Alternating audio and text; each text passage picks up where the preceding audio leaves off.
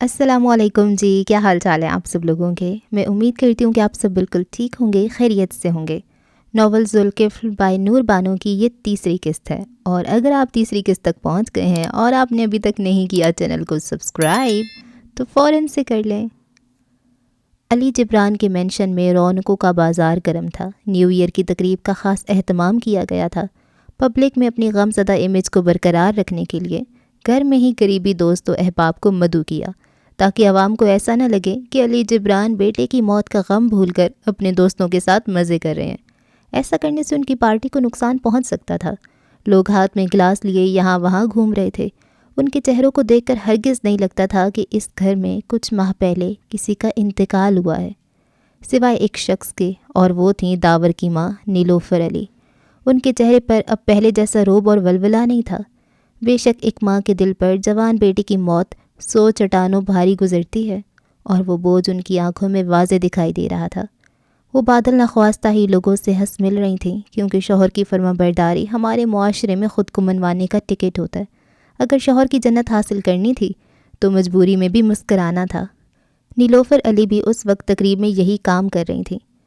علی صاحب، آپ جیسا بہادر اور مضبوط انسان میں نے اب تک نہیں دیکھا۔ اتنا بڑا سانحہ گزر گیا آپ کی ذات پر، مگر مجال ہے جو آپ ذرا بھی لڑکھڑائے ہوں۔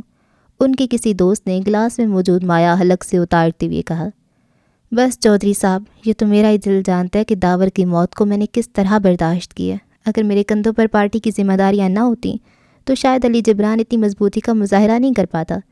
یہ سب تو آپ کے پیار اور تعاون سے ہی ممکن ہو پایا ہے۔ چہرے پر غمزدہ تاثرات نمودار ہوئے، پھر اتنی ہی سہولت سے زائل بھی ہو گئے۔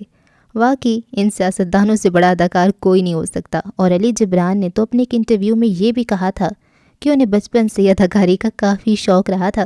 اگر وہ سیاست میں نہیں ہوتے تو یقیناً فلم انڈسٹری میں کوئی نہ کوئی گل ضرور کھلاتے، اور قسمت کی کرنی یہ ہوئی کہ انہیں فلموں میں اداکاری کا موقع نہیں ملا، تو انہوں نے اپنا یہ شوق سیاست میں پورا کر لیا۔ چمکتی شام کے رنگوں تلے ذوالکفل ڈی آئی جی سرمد کے ساتھ بے دلی سے کھڑا داور علی سے علی جبران کی حرکتیں ملاحظہ کر رہا تھا۔ سر، ان سیاستدانوں نے تو ہمارے فلمی اداکاروں کو بھی پیچھے چھوڑ دیا ہے۔ خبردار ذوالکفل سکندر، یہاں دیواروں کے ساتھ ساتھ کرسی، پنکھے اور ان گلاسوں کے بھی کان ہیں۔ انہوں نے ہاتھ میں پکڑے گلاس کی جانب سرسری سا اشارہ کیا۔ واہ، لیٹسٹ ٹیکنالوجی لگتی ہے۔ انداز مضحکہ خیز تھا۔ سرمد صاحب نے تنبیہ نگاہوں سے دیکھا تو وہ بالکل سیدھا ہو گیا۔ یہ کیس اس کے کریئر کے لیے بہت اہم تھا، اس لیے وہ بھی کوئی بدمزگی نہیں چاہتے تھے۔ سرمد صاحب، آپ کو سر نے یاد کیے۔ تھوڑی دیر وہاں بیزار ہونے کے بعد ان کے سیکرٹری تنویر نے انہیں اپنے مالک کا پیغام دیا۔ آخرکار علی جبران صاحب نے انہیں ملاقات کا شرف بخش ہی دیا تھا۔ ذوالکفل نے شکر کا کلمہ پڑھا۔ اگر وہ اس کیس کا انویسٹیگیشن آفیسر نہیں ہوتا تو وہ ہرگز اس شخص کی دہلیز پہ قدم نہیں رکھتا، مگر اسے ذاتی اور پیشہ ورانہ معاملات کو الگ رکھنا تھا۔ علی جبران اس کیس کے سلسلے میں بذات خود اس پولیس آفیسر سے ملنا چاہتے تھے جس کو ڈی آئی جی سرمد صاحب کی ریکمنڈیشن پہ اپوائنٹ کیا گیا تھا۔ علی جبران اپنے دو دوستوں کے ساتھ محو گفتگو تھے۔ جب ان کے سیکرٹری تنویر نے ان کے کان میں دھیرے سے ان کی موجودگی کی اطلاع دی تو وہ آہستگی سے گھومے۔ ان کے ہاتھ میں شیشے کا گلاس تھا۔ آنکھیں سے کوڑ کر جانچتی نگاہوں سے ذوالکفل کے سراپے کو سر سے پاؤں تک ٹٹولتی نگاہوں سے دیکھا۔ سر، یہ ذوالکفل سکندر خان ہے جن کے بارے میں… علی جبران نے سرمد صاحب کو ہاتھ کے اشارے سے ٹوکا۔ وہ ذوالکفل کو دیکھ رہے تھے۔ وہ پولیس یونیفارم میں ملبوس تھا، ہمیشہ کی طرح نڈر اور شاندار لگ رہا تھا۔ ذوالکفل سکندر خان۔ ٹھہر ٹھہر کر اس کا نام لیا، پھر گلاس پاس کھڑے سیکرٹری کو تھماتے ہوئے وہ دونوں ہاتھ پشت پہ باندھ کر بولنے لگے، بہت سنا ہے تمہارے بارے میں۔ درست ہی سنا ہوگا، بے شک پھر وہ اچھا ہو یا برا۔ وہ اس نام کو کیسے بھول سکتے تھے؟ یہ وہ شخص تھا جس نے علی جبران کے اکلوتے بیٹے پر ہاتھ اٹھانے کی جسارت کی تھی۔ اس کا جواب سن کر سرمد صاحب کے چہرے پر ٹینشن ابھری۔ انہوں نے غیر آرام دہ ہو کر پہلو بدلا۔ یہاں آنے سے پہلے وہ اسے انگنت بار خاموش رہنے کی تلقین کر چکے تھے، مگر یہ کتے کی دم نہیں تھی، ذوالکفل سکندر تھا۔ کتے کی دم پھر بھی شاید سیدھی ہو سکتی تھی، مگر وہ صدا کا ٹیڑھا ہی رہنے والا تھا۔ اب لگتا ہے کہ داور کا قاتل جلدی سلاخوں کے پیچھے ہوگا۔ وہ ہلکا سا مسکرائے تھے۔ سرمد صاحب نے سکون کا سانس لیا۔ بالکل ایسا ہی ہوگا۔ وہ علی جبران کے ساتھ کھڑا پر اعتمادی سے ان کی آنکھوں میں دیکھ کر بولا تھا۔ علی جبران خاموشی سے سر اس بات میں ہلا کر دوبارہ رخ پھیر گئی۔ علی جبران اور ذوالکفل سکندر کی براہ راست یہ پہلی ملاقات تھی، لیکن اتنی پہلی نہیں تھی کہ وہ ان سے ہوئی بالواسطہ گفتگو بھول جاتا۔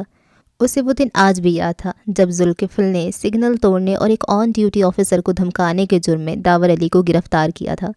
نیم روشن آفس میں ذوالکفل اور انسپکٹر جنرل آف پولیس اکرم بھوانی میز کے اطراف میں آمنے سامنے تھے۔ اوپر لٹکتا ایک سفید بلب روشن تھا۔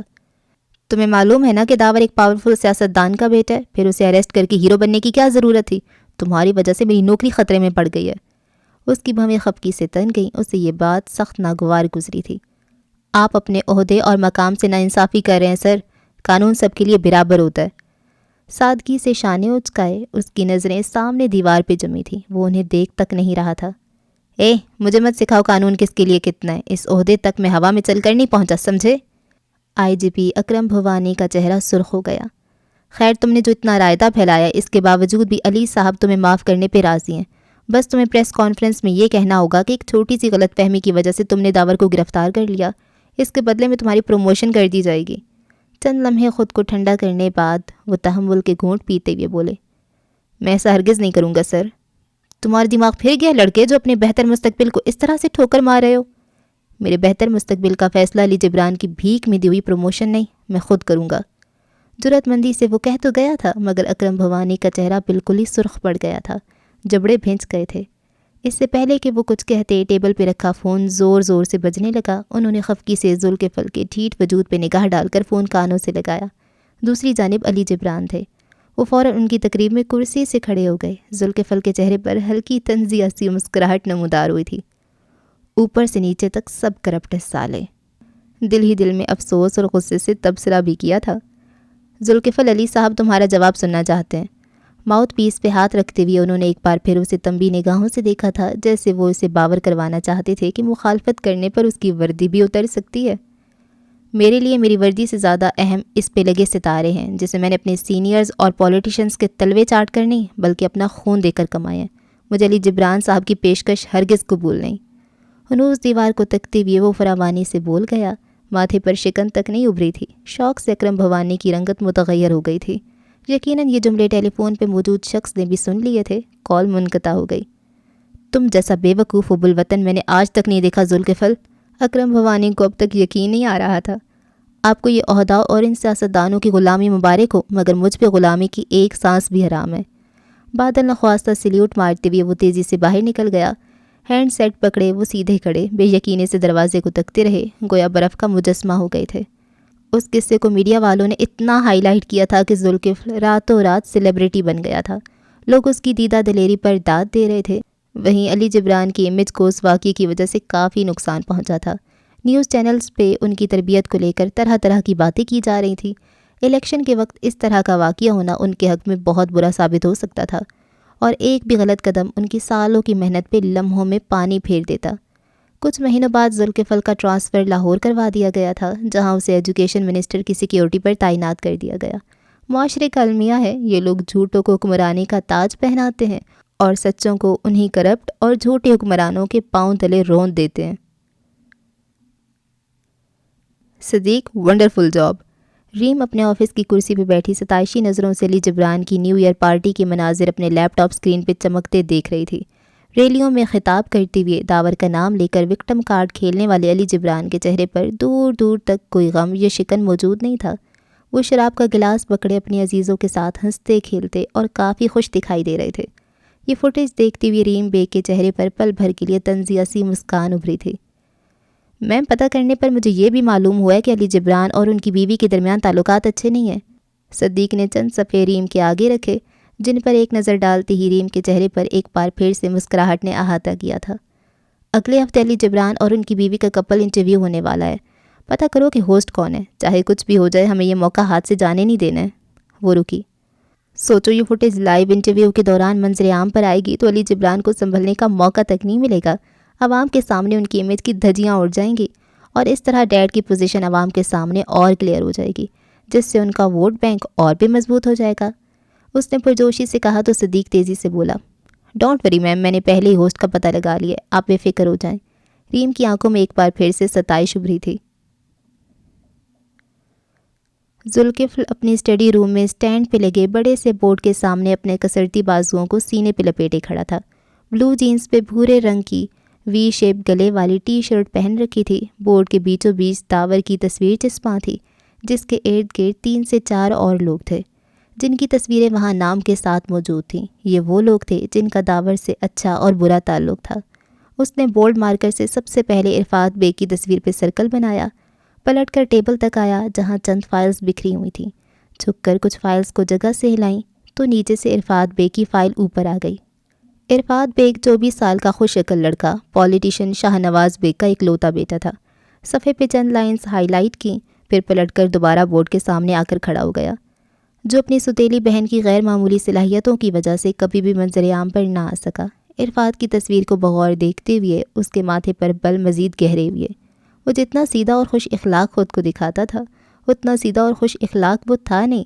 وہ سب تو شاہ نواز بیگ کے سامنے اپنی ڈوبتی شخصیت کو ٹکا کر رکھنے کی کوششیں تھیں، مگر وہ کوششیں بھی اکثر ناکام ہو جاتی تھیں کیونکہ شاہ نواز بیگ اپنے لڑکے پہ کڑی نظر رکھتے تھے۔ عرفات کی تصویر کے بالکل نیچے ریم بیگ کی تصویر چسپاں تھی۔ اس نے عرفات کی فائل بند کر کے شیلف پہ رکھی اور ریم کی فائل باہر نکالی۔ RAM bag Shah Nawaz bag کی بیوی کے پہلے شوہر کی بیٹی تھی، جو دنیا کی نظر میں غیر معمولی صلاحیتوں کی مالک تھی، لیکن حقیقت اس کے برعکس تھی۔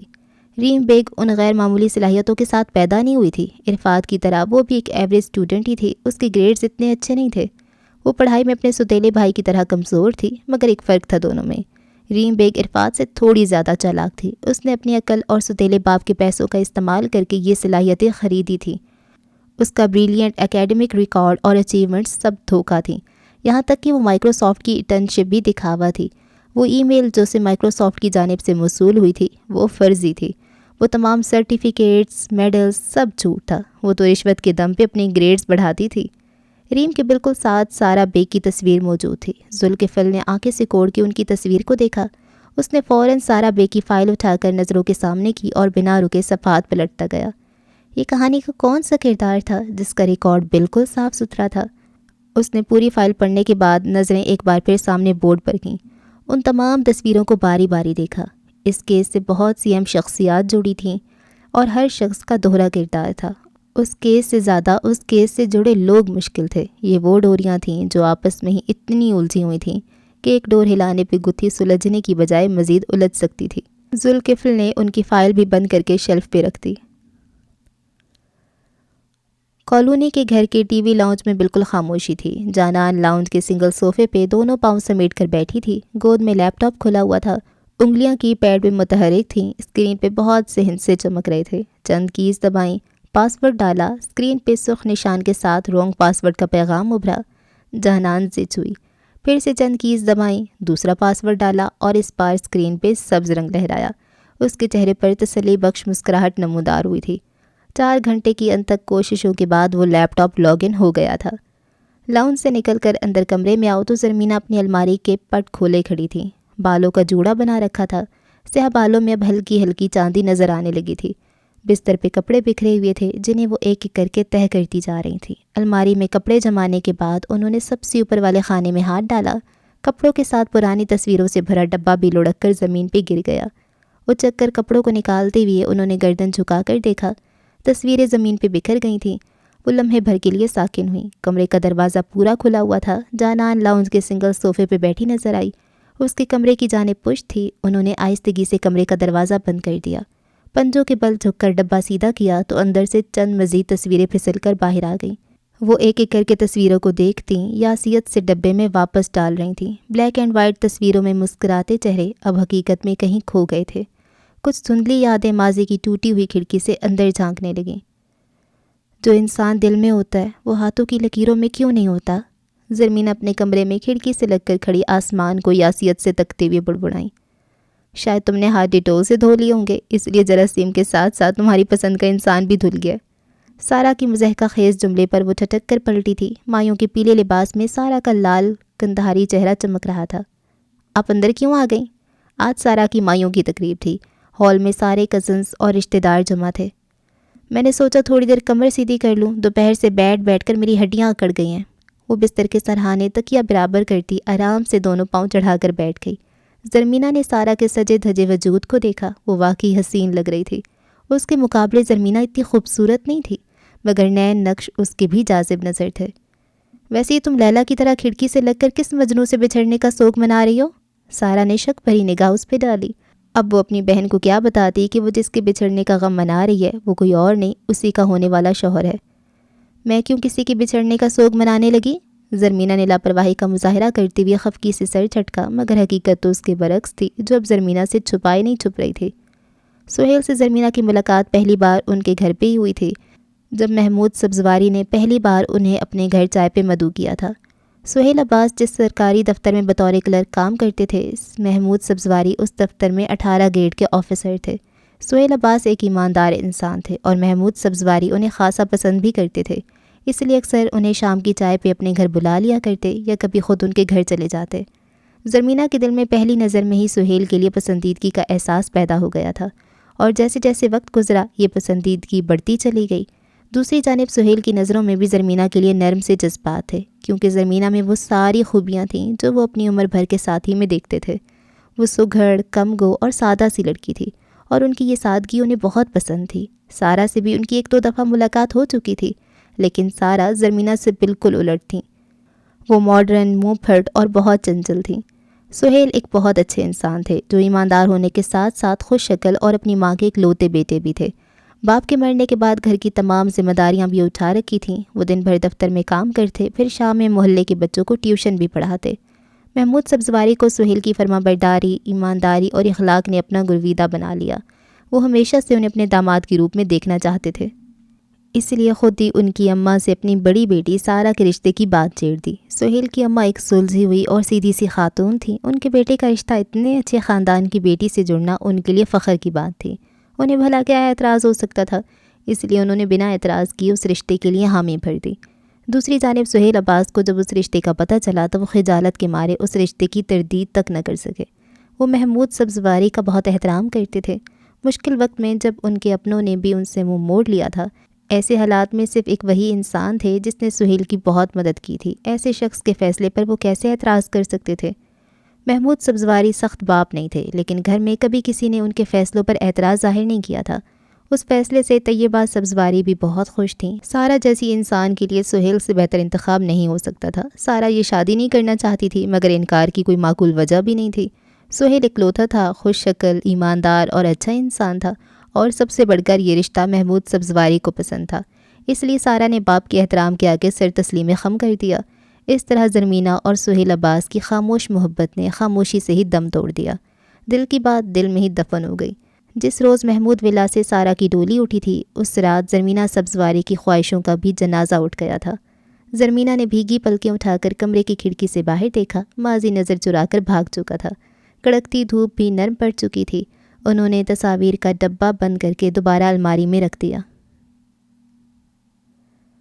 اپنا کام ختم کر کے ذوالکفل نیچے آیا تو بینش سکندر لاؤنج میں صوفے پہ بیٹھی چینل سرفنگ کر رہی تھی۔ ذرا چائے تو پلوا دے بینش بیگم۔ وہ ان کے بالکل پاس آ کر بیٹھ گیا۔ بیلا ڈی ایس پی صاحب کے لیے چائے لے آؤ، بلند آواز میں کہا، پھر رخ اس کی جانب موڑا۔ کیا بات ہے جانے من، آج موڈ بڑا اچھا ہے۔ ہاں موڈ تو اچھا ہے بہت، اٹلا کر شانے اچکائے۔ اچھا جی، ذرا ہمیں بھی خوش ہونے کا شرف بخشیں گی پھر۔ بیلا چائے اور بسکٹ کی پلیٹ سینٹر ٹیبل پہ رکھ کر چلی گئی۔ میں نے تمہاری مامی اور جان کو اس ویکینڈ ڈنر پہ انوائٹ کی ہے۔ ذوالکفل کے چہرے کے تاثرات ہلکے سے بدلے تھے، مگر بینش سکندر نے غور نہیں کیا۔ وہ پرجوشی سے اسے کل کے پروگرام کے بارے میں بتا رہی تھی اور شام کو جلدی گھر آنے کی تلقین بھی کر رہی تھی۔ بینش بیگم، اس ویکینڈ مجھے بہت ضروری کا آنکھیں پھوڑ کر بھینگا بنا دوں گی اگر مجھے کوئی بھی بہانہ دیا تو۔ انہوں نے فوراً ذوالکفل کی بات کاٹی۔ بینش بیگم، آپ دن بدن بدمعاش ہوتی جا رہی ہیں۔ ایک پولیس والے کو دھمکی دینے کے جرم میں آپ کو اچھی خاصی سزا بھی ہو سکتی ہے۔ بیٹا یہ پاکستان ہے، یہاں بدمعاشوں کو سزا نہیں ملتی۔ ذوالکفل نے مسکینیت سے آہ بھری۔ بینش بیگم، مذاق میں کتنی سچی بات کہہ دی آپ نے۔ ذوالکفل کے انداز پر وہ کھل کر مسکرائیں۔ 6 سال پہلے جب داور علی کو میں نے اس جرم میں اندر کیا تو علی جبران نے مجھے ہی باہر کر دیا، اور اب قسمت کا چکر دیکھیں، میں ہی ان کے بیٹے کا قتل کیس لیڈ کر رہا ہوں۔ بیٹا دنیا چاہے جتنی ناانصافی کر لے، لیکن اللہ اپنے سچے بندوں کے ساتھ کبھی ناانصافی نہیں کرتا، کیونکہ ظلم کی شام چاہے جتنی بھی لمبی ہو، ایک نہ ایک دن ڈھل ہی جاتی ہے۔ وہ اس کے بالوں میں ہاتھ پھیرتے ہوئے بولی۔ واہ بینش بیگم، یہ چائے اور آپ کی بات نے میرا دل خوش کر دیا۔ اسی خوشی میں کل شام آپ کا یہ غلام آپ کو گھر پہ ملے گا۔ جائیں، کیا یاد کریں گی کہ ایماندار، ہوشیار اور حسین پولیس آفیسر سے پالا پڑا ہے آپ کا؟ مزے سے گرم گرم چائے کی چسکیاں بھرتا وہ بڑے ڈرامائی انداز میں بولا تھا۔ ڈی ایس پی صاحب، تھوڑی ایمانداری کا مظاہرہ کریں، چائے بی بی نے نہیں میں نے بنائی ہے۔ بیلا نے برتن دھوتے ہوئے کچن سے ہانک لگائی تو ذوالفقار نے گردن موڑ کر اسے دیکھا۔ بیلا بی بی، رشوت دینے والے اور لینے والے دونوں جہنم میں جائیں گے، اس نے زور دے کر کہا تو بیلا منہ بسورے بولی، ہاں تو میں رشوت تھوڑی مانگ رہی ہوں، آپ تو اتنے بڑے افسر ہیں، 2-4 ہزار بخشش تو دے ہی سکتے ہیں۔ بیٹا میں بڑی محنت سے روزی روٹی کماتا ہوں، باقی افسران کی طرح گھونس نہیں کھاتا۔ ذوالفقار کا انداز ذرا شرارتی ہوا۔ میں تو بڑا دلدار سمجھتی تھی آپ کو۔ دلدار ہوں، غدار نہیں۔ آپ رہنے دیں، میری اس مہینے کی تنخواہ آئے گی تو میں آپ کو بخشش دے دوں گی، مجھ سے زیادہ تو آپ کو ضرورت ہے۔ دوپٹے سے گیلے ہاتھوں کو خشک کرتی وہ ٹیبل سے چائے کا خالی کپ اٹھاتی ہوئی خفگی سے بولی۔ اس کی بات پر بینش سکندر کی ہنسی چھوٹ گئی۔ یہ عورت آپ کے بیٹی کی بےعزتی کر رہی ہے اور آپ ٹوکنے کی بجائے یہاں بیٹھی ہنس رہی ہیں۔ اس نے مصنوعی شکوہ جھاڑا۔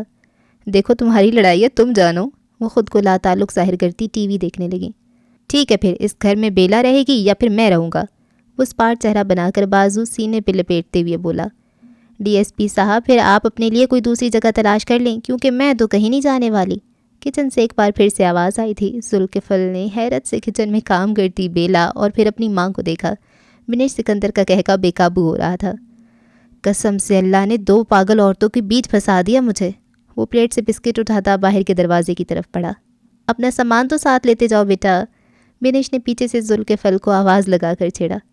اتنی آسانی سے آپ کی جان چھوڑنے کا کوئی ارادہ نہیں ہے میرا، زیادہ پھدکنے کی ضرورت نہیں ہے، صرف واک پہ جا رہا ہوں۔ اچھا پھر آتے ہوئے دہی لے آنا، کل بریانی کے ساتھ رائتا بھی بنا لوں گی۔ بے نیازی سے کندھے اچکائے۔ اے خدا، میری شکتیوں کا اس گھر میں غلط استعمال ہو رہا ہے، منہ سڑا کر کہتے ہوئے وہ گھر سے نکل گیا۔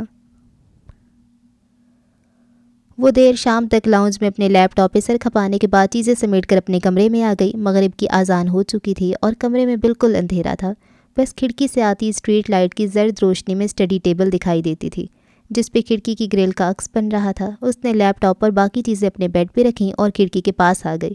ماہی اپنے کمرے کی کھڑکی پہ بیٹھی تھی، بیچ کی مانگ نکال کر 2 پونیاں بنا رکھی تھی۔ جانان کو دیکھ کر وہ پرجوشی سے مسکرائی، آج اس کا موڈ کافی اچھا لگ رہا تھا۔ اس نے دیکھا گھر کے باہر کوئی اسکوٹر موجود نہیں تھا۔ وہ ماہی کی پرسکون مسکراہٹ کے پیچھے کی وجہ فوراً پہچان گئی۔ اس کے پاپا ابھی تک گھر نہیں آئے تھے، روز کی طرح آج ان کے گھر سے لڑائی جھگڑے کی آوازیں بھی نہیں آ رہی تھیں۔ وہ کرسی کھینچ کر وہیں بیٹھ گئی۔ اشاروں میں بہت سی گفتگو بھی ہوئی۔ وہ لوگ اتنے عرصے سے ان کے پڑوسی تھے، مگر اس عرصے میں ان کی کبھی بھی کسی قسم کی بات چیت نہیں ہوئی تھی۔ شاید اس کے پاپا کو محلے کے لوگوں سے ملنا جلنا خاص پسند نہیں تھا۔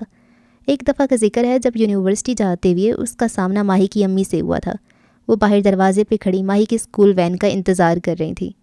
ماہی خوبصورت نین نقش والی پرکشش بچی تھی، دونوں کی شکلیں آپس میں بہت ملتی تھیں۔ اسے دیکھتی ہی جانان کو وہ بہت معصوم اور پیاری لگی۔ یہ جانان کی ان دونوں سے براہ راست پہلی اور آخری بار گفتگو ہوئی تھی۔ چند منٹ یا شاید چند سیکنڈز اس کے بعد ماہی کی اسکول وین آ گئی۔ ماہی کی والدہ کافی سادہ، کم گو مگر خوش اخلاق خاتون تھیں۔ اس نے بھی گاڑی کا دروازہ ٹھیک سے کھولا بھی نہیں تھا کہ ماہی کے گھر سے مرد کے چلانے کی آوازیں آنے لگیں۔ سردیوں کی صبح تھی، گلی میں مکمل خاموشی تھی، بس پرندوں کی گفتگو کا شور سنائی دیتا تھا۔ ایسے میں وہ غصے میں چلا چلا کر جو کچھ اپنی بیوی سے کہہ رہے تھے، صرف جانان ہی نہیں پورے محلے نے وہ باتیں سنی تھی۔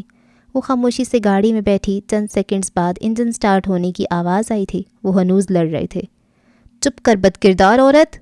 یہ وہ آخری جملہ تھا جو جانان سبزواری کی سماعتوں سے ٹکرایا تھا۔ سسکیاں، گالیاں، چیخو پکار، باقی سب کچھ انجن کے شور میں دب گیا تھا۔ اس دن کے بعد جانان نے کبھی بھی ماہی یا اس کی امی سے غلطی سے بھی سلام دعا کرنے کی جسارت نہیں کی تھی۔ اگر کبھی آمنا سامنا ہو بھی جاتا تھا تو سر کے خم سے دعا سلام ہو جاتی۔ اسکوٹر کے ہارن نے اس کی سوچوں کے تسلسل میں خرابی پیدا کی تھی۔ ماہی اور جانان نے بر وقت گلی میں آ کر رکتی اسکوٹر اور پھر اس پہ بیٹھے شخص کو دیکھا تھا۔ پھر اس نے ماہی کو گھبرا کر کھڑکی کا پٹ بند کرتے دیکھا تھا۔ کچھ لمحوں بعد گلی پھر سے ویران ہو گئی تھی۔ جانان نے گہری سانس پھیپھڑوں میں اتاری۔ کرسی سے اٹھتے ہوئے وہ آج پھر ٹھٹکی تھی۔ لیمپ کے پاس آج پھر ایک نوٹ رکھا تھا۔ اس نے جلدی سے ہاتھ بڑھا کر کاغذ کھولا۔ گاڑی کی ہیڈ لائٹ پھوڑ کر غصہ ٹھنڈا نہیں ہوا تو یہ غلام آپ کی خدمت میں اپنا سر لے کر بھی حاضر ہو سکتا ہے۔ ساتھ منہ چڑھاتا ایموجی بھی تھا۔ جانان کے لب سختی سے بھنج گئے۔ ہر گزرتے دن کے ساتھ ساتھ عرفات کی حرکتیں برداشت سے باہر ہوتی جا رہی تھیں۔ اس کا بس نہیں چلتا تھا، وہ واقعی اس کا سر پھوڑ دیتی اگر وہ اس کی سگی خالہ کی اولاد نہ ہوتی۔ اس نے غصے سے کھڑکی کے پار دیکھا۔ اسی وقت کمرے کے دروازے پہ ہلکی سی دستک دے کر زرمینہ اندر داخل ہوئیں۔ اس نے نوٹ فوراً مٹھی میں دبا لیا۔ چہرے پہ آتی لٹوں کو کان کے پیچھے اڑستے ہوئے وہ ہنوز کھڑکی سے باہر لا تعلقی سے جھانکتی رہی۔ کیا کر رہی ہو؟ انہوں نے کمرے کی لائٹ جلاتے ہوئے استفسار کیا تھا۔ کچھ نہیں، بس اپنے اگلے ناول پہ کام کر رہی تھی۔ اس نے رائٹنگ پیڈ کھینچ کر سامنے کیا۔ زرمینہ اس کی پشت پہ کھڑی تھی۔ کھڑکی سے آتی تازہ ہوا دونوں کے چہروں اور بالوں کو چھو رہی تھی۔ ویکنڈ پہ تمہاری پھپھو نے ہمیں ڈنر پہ بلایا۔ جنان پیڈ پہ لا تعلقی سے الفاظ گھسیٹتی رہی جیسے ان کی بات سنی نہ ہو۔ تمہیں خاص طور پر آنے کا کہا ہے۔ اس کی خاموشی کو محسوس کرتی ہوئی وہ پھر سے بولی، مگر جانان کچھ نہیں بولی۔ اس میں تمہاری پھپھو کا کیا قصور ہے جان؟ اس نے ضبط سے قلم روکا، لب بھینچ کر آنکھیں میچیں۔ میرا ان سے کوئی تعلق نہیں ہے امی، اس لیے میرے ساتھ زبردستی مت کریں پلیز۔ وہ اٹھ کر بستر تک آئی، جھک کر اپنا لیپ ٹاپ، بکس اور موبائل اٹھایا۔ بس بہت ہو گئی تمہاری منمانیاں، سمجھی؟ میں کچھ بولتی نہیں ہوں تو سر پہ چڑھتی جا رہی ہو۔ انہوں نے برہمی سے اپنا رخ جانان کی طرف موڑا۔ وہ تمہاری پھپھو ہیں اور تمہارا کوئی حق نہیں بنتا کہ تم بار بار ان کی بےعزتی کرو۔ حق تو ان کے بھائی کا بھی نہیں بنتا تھا مجھ سے میرا بچپن چھیننے کا۔ وہ سامان بستر پہ دوبارہ پٹختی غصے سے بولی، مگر آواز مدھم تھی۔ زرمینہ اس کی آنکھوں میں ابھرتے کرب کو دیکھتی لمحے بھر کے لیے تھم گئی۔ کسی دوسرے کی غلطی کی سزا کسی اور کو نہیں دیتے میری جان۔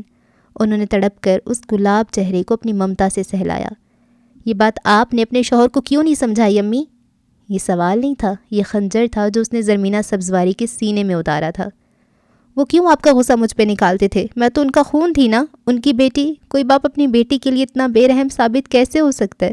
بتائیں امی، کیا میں ان کی بیٹی نہیں تھی؟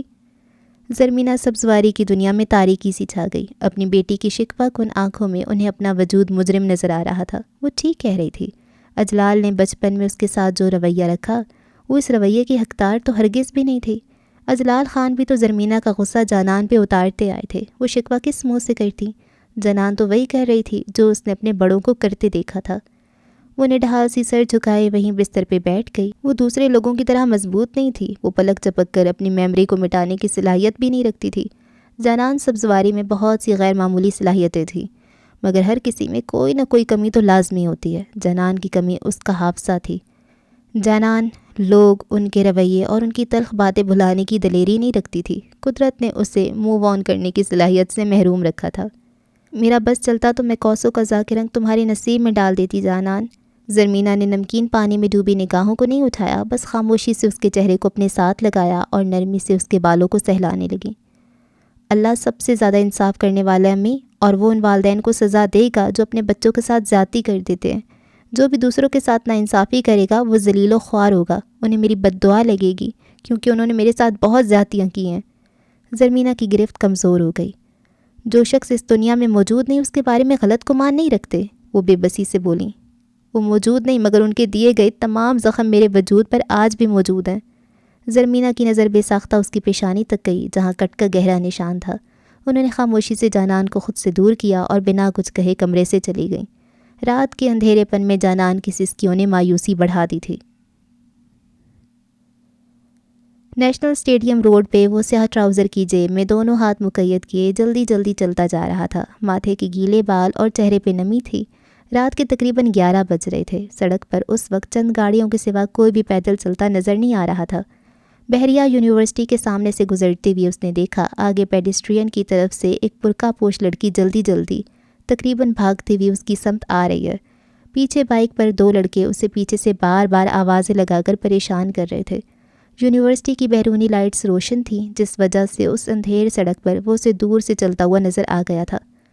بھائی پلیز میری مدد کریں، یہ لڑکے مجھے پریشان کر رہے ہیں۔ جلدی جلدی چلنے کی وجہ سے اس لڑکی کی سانس چڑھی ہوئی تھی۔ ذوالکفل نے گردن کڑا کر اس کی پشت پہ موجود ان لڑکوں کو غور سے دیکھا۔ وہ عمر میں لگ بھگ 17 یا 18 سال کے تھے۔ چہرے پر مونچھیں بھی ٹھیک سے اگی نہیں تھیں۔ بیٹے پہلے ٹھیک سے پیدا تو ہو جا، یہ کن کاموں میں لگ گیا؟ ذوالکفل نے آگے بیٹھے لڑکے کے شانے پہ ہاتھ رکھتے ہوئے سنجیدہ انداز میں کہا، چل اپنے باپ کو مت سکھا۔ پیچھے بیٹھے لڑکے نے مضحکہ خیز انداز میں بھرم سے کہا۔ ذوالکفل نے نظر اس کے چہرے پر گھمائی۔ اس کے چہرے کے نقوش خفگی سے بھیج گئے۔ بنا کچھ کہے ذوالکفل نے کھینچ کر اپنا 2.5 کلو کا ہاتھ اس کے چکنے گال پہ جما دیا۔ تھپڑ اتنا بہترین تھا کہ اس کے وجود سمیت بائک بھی لڑکھڑا گئی۔ بیٹا عمر سے بڑی شرارتیں نہیں کیا کرتے اور اپنے باپ سے تو بالکل بھی نہیں کرتے۔ سرخ چہرہ مٹھی میں بھینچ کر سختی سے کہا۔ یہاں ان دونوں کے چہرے پر ایک رنگ آ رہا تھا، ایک جا رہا تھا۔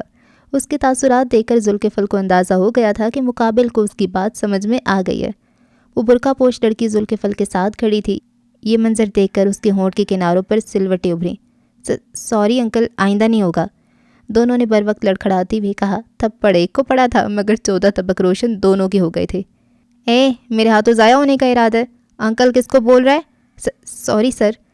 ذوالفقار نے باری باری دونوں کو دیکھا۔ آگے بیٹھا ہوا لڑکا پیچھے والے سے زیادہ کانپ رہا تھا کیونکہ اس کا نازک چہرہ ذوالفقار کے ہاتھ سے چند سیکنڈز کی مسافت پر تھا۔ شکل سے اچھے گھر کے لگتے ہو، یقیناً تمہاری ماں کو پتہ نہیں ہوگا کہ ان کا لال سڑکوں پر دوسروں کی بہن بیٹیوں کو اس طرح پریشان کر رہا ہے۔ آگے بیٹھے لڑکے کو گریبان سے پکڑ کر ذرا سا قریب کیا۔ صرف گھر کی عورتوں کی عزت کرنے سے آپ اچھے انسان نہیں بنتے، اگر اچھا بننا ہے تو ان عورتوں کی بھی عزت کرو جو آپ کے گھر کی نہیں ہیں۔ دونوں نے اس بات میں سر ہلا دیا۔ ان کی کپکپاہٹ دیکھ کر ذوالفقار کے کندھے ڈھل گئے۔ چلو نکلو اب، لڑکے کا گریبان ٹھیک کرتے ہوئے تامل سے کہہ کر وہ پیچھے ہٹ گیا۔ جی سر، سوری باجی۔ فٹافٹ کک مار کر بائک سٹارٹ کی اور اگلے 1 سیکنڈ میں وہ دونوں وہاں سے بجلی کی رفتار سے غائب ہوئے تھے۔ تھینک یو آپ کو احتیاط کرنی چاہیے، کراچی کے حالات اتنے اچھے نہیں ہیں کہ رات کو سنسان سڑک پہ تنہا پیدل گھوما جائے۔ وہ اس کی بات کو کاٹتے ہوئے اسپاٹ لہجے میں بولا۔ اتنی رات کو اس سڑک پہ تنہا کیا کر رہی تھی؟ میں ملینیم مال کے KFC میں کیشیئر کی جاب کرتی ہوں۔ قبرستان کے سامنے رکشے کا ٹائر پنکچر ہو گیا تھا تو رکشے والے نے مجھے وہیں پہ اتار دیا، ورنہ کس لڑکی کو سڑکوں پر اس طرح خوار ہونے کا شوق ہوتا ہے؟ وہ کافی نرم اور دھیمے لہجے میں بات کر رہی تھی مگر انداز تھوڑا خفا خفا سا تھا۔ اسے ذوالفقار کا انداز گفتگو برا لگا تھا۔